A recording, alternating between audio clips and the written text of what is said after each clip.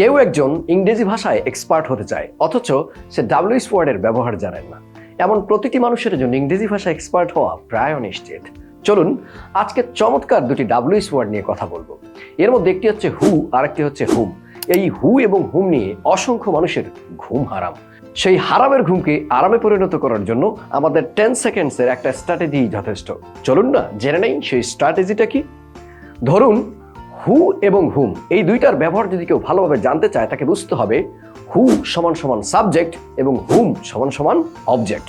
আমি আবার বলছি, হু সমান সমান সাবজেক্ট এবং হুম সমান সমান অবজেক্ট। চলুন না কিছু এক্সাম্পল দিয়ে আপনাকে বুঝিয়ে দিচ্ছি কিভাবে এটা ব্যবহার করা যায়। ধরুন আমি প্রশ্ন করলাম, হু কল্ড ইউ? কে আপনাকে কল করেছিল? আপনার উত্তরটা আসবে হি কল্ড ইউ। সে আপনাকে কল করেছিল। এইখানে হি সাবজেক্ট হিসেবে বসছে, তার মানে হু ওইখানেও সাবজেক্ট।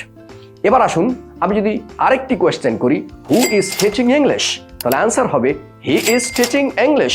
তার মানে হচ্ছে কে শেখাচ্ছে? সে শেখাচ্ছে। তার মানে এখানে সে সাবজেক্ট এবং এইটার সাথে সাথে হু ওই কোয়েশ্চেনটার জায়গাতেও সাবজেক্ট হিসেবে বসছে। এবার আসুন হুম, যদি আমি প্রশ্ন করি হুম ডিড ইউ কল? আপনি কাকে কল করেছিলেন? তাহলে আনসার আসবে আই কল্ড হিম। এই বাক্যে দেখেন এই হিম শব্দটা অবজেক্ট, অথচ আগের বাক্যে এই হিম নামক শব্দটি সাবজেক্ট হিসেবে বসেছিল।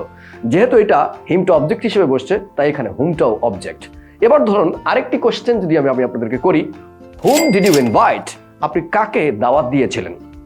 আনসার আসবে আই ইনভাইটেড হিম। এখানেও কিন্তু দেখেন হিম অবজেক্ট হিসেবে বসছে। হিম যেহেতু অবজেক্ট, তাই হুমটাও কি object. So my dear friends, এমন গ্রামার ছাড়া ইংরেজি শিখতে চাইলে প্রতিদিনই আমাদের পেজের সাথে লেগে থাকুন। Thank you.